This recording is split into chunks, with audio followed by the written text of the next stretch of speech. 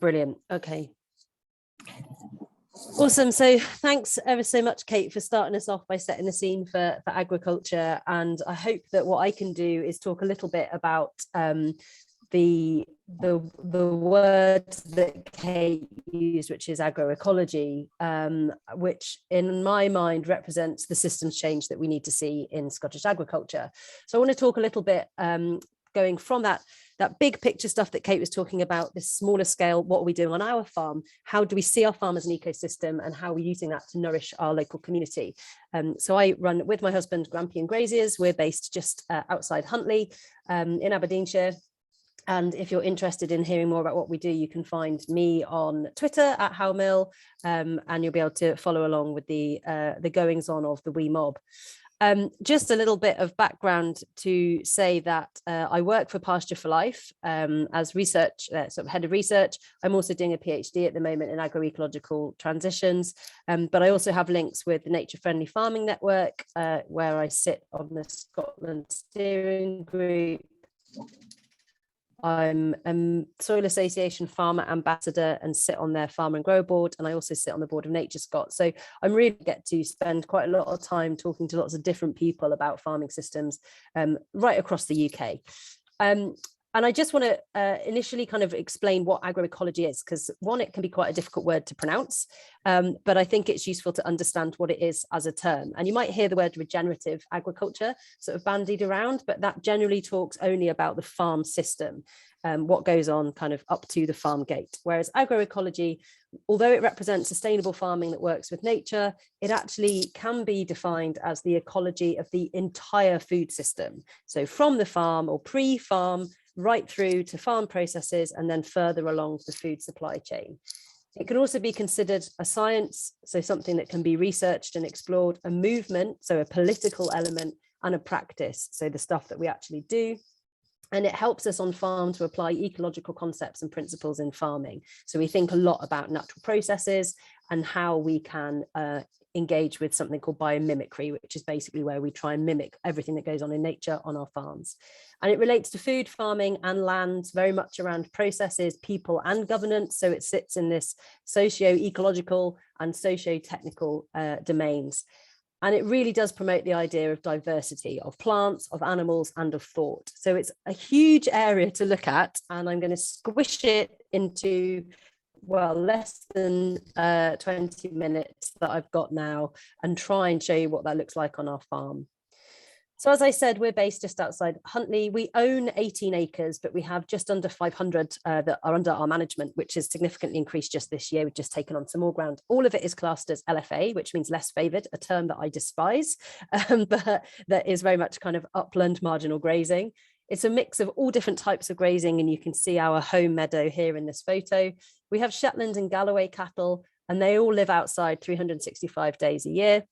And we don't have any sheds, we're not bringing any animals in. We don't feed any grain, we feed no concentrates, and we calve in May to June, which in this part of the world is often considered quite late.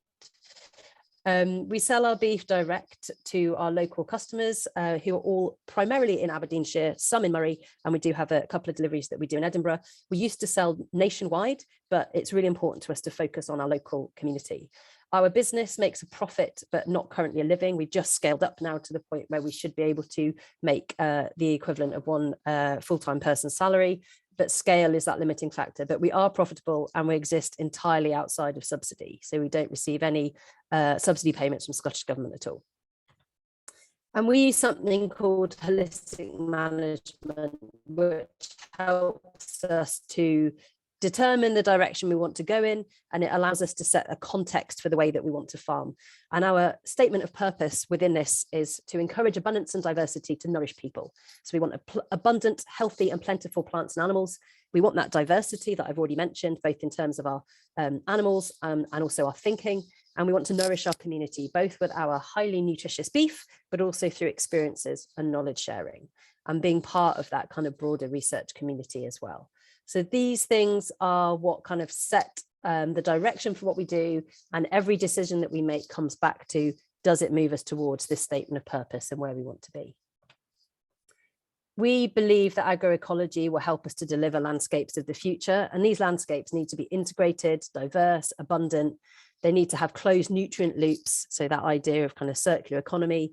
They need to be resilient in the face of terrifying climate change that's coming our way, and they need to make sure that people can be healthy and engaged. And I really love this photo of one of my favorite cows, Betty, because you can see across the other side of this little valley that there's a huge monocultural Sitka plantation. And on this side, we've got cattle, we've got grasses, we've got some tufted grasses, which are excellent habitat for voles and for different invertebrates. We've got the trees. So this is an example of silver pasture. And it's just a really, I think, nice contrast between two very different land uses, one of which I think is far more nourishing and useful for the community than the other. But I'm sure there'll be people who will disagree. And all of this can be found in the Farming for 1.5 Degrees report, which if you haven't seen, I really recommend having a look at it. And it talks about all of these different practices that we might need to think about in terms of the future landscapes that we want to see in Scotland. So improved soil management, that's really thinking about biological activity as opposed to just the chemical elements, NPK, which is generally where we go to when we think about fertility in the soil. It promotes low intensity, high nature value systems, nutrient management, definitely coming from things like legumes in swards, but also in rotations and reduced tillage. And prioritizes rebuilding biodiversity, which for us is a primary driver in everything that we do. So hopefully this sets some little kind of part of the scene of why we're doing what we're doing and what we hope to achieve. And for us, it's very much about types of animals that can thrive in our system. They need to be low input, so low time and money input. They need to be able to thrive on being 100% pasture fed with some hay in winter, but also tree browse. We use no routine meds, no wormers. We don't use any minerals for our cattle. They need to be fertile, so able to get into calf. They need to be good mothers. We don't wean, so we don't take the calves away. We allow that process to happen naturally, which is happening just at the moment whilst they're about sort of 10 months old. And we want zero intervention at calving, suckling and nursing. And we need them to have a good temperament. So we want a very kind of hands-off approach in how we're managing our cattle. Although we do move them on a daily basis using a mob grazing system, which is basically groups of cattle that move from different paddocks using electric fencing on a daily basis. So the structural diversity within our paddocks is really important. So you don't often see kind of fields that look like this that are kind of quite scruffy and have lots of different lengths of plants in them. And this really does help us to create excellent habitat for a range of different wildlife species. We build a lot of rest into our system. So a rest and a quick graze enables plant expression, which supports species richness. So we have lots of flowering plants, which I'll show you some photos of in a bit.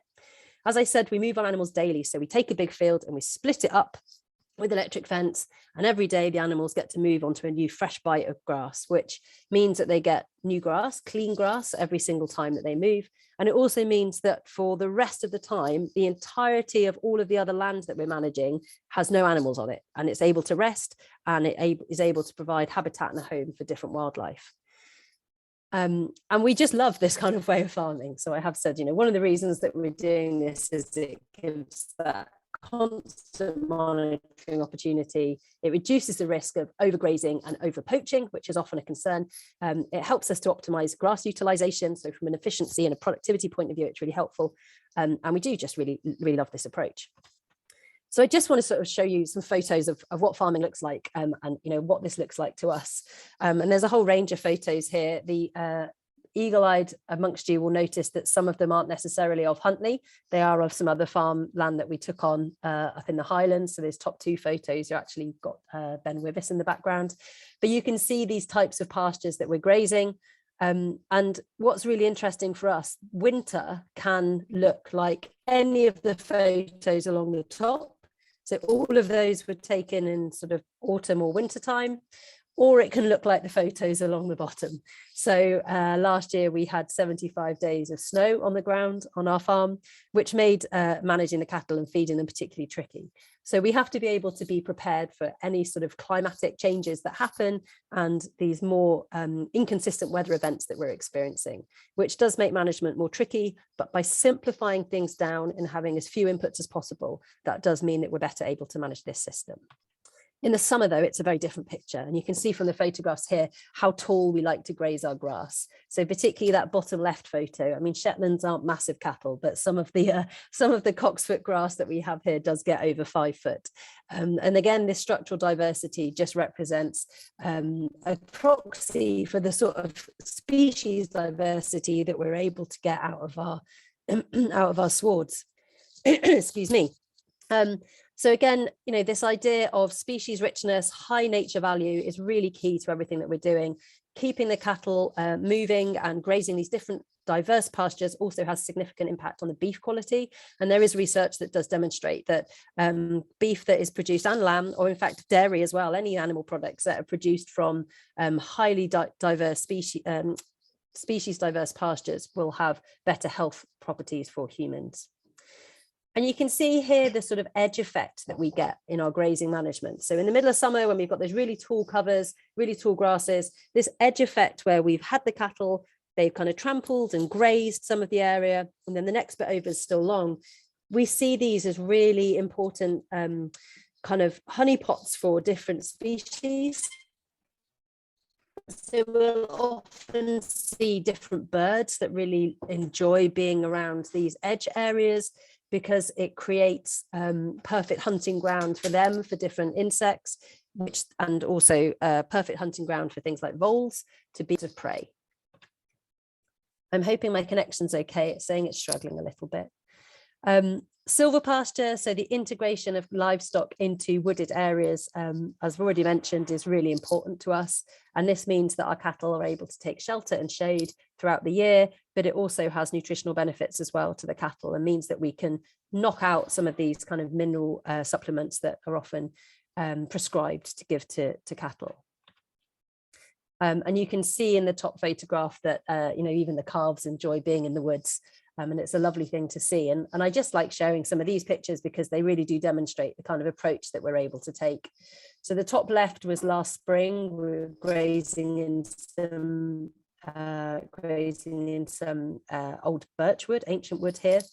And it's the same bit of wood where Acorn, that calf, was born, and where she often enjoyed kind of hiding in trees. And the photograph on the right is a rowan tree that we spotted the day after we'd moved the cattle out. So quite often there's a concern about the impact livestock might have on natural regeneration of trees. For us, the biggest issue is deer. The deer will come through and nip that off unless it's protected or the deer are managed. But actually the cattle are doing a really great job in helping that natural regeneration happen. And it's often something that I think is undervalued. Bottom left is a meadow pipit nest, and that again is just on the edge of where we're grazing, and it's always really great for us to kind of photograph and record some of the levels of diversity that we're seeing and the habitat that we're creating. And the bottom photo is just a nice example of how, even though in some areas it's difficult for us to access water, by just very clearly controlling how the animals access this stream or this burn, we're not creating issues around kind of soil runoff into the water. We are protecting both the bank and the water from any kind of defecation or nutrient loading. And it's just kind of one way that thinking about how animals approach water in, for example, Africa, where an alligator or crocodile could jump out and attack them, they're much more cautious and they don't kind of just wade about in the water causing problems. So we replicate that by using the electric fence as the kind of proxy for the crocodile. And it's just a kind of way of, I suppose, demonstrating this idea of biomimicry.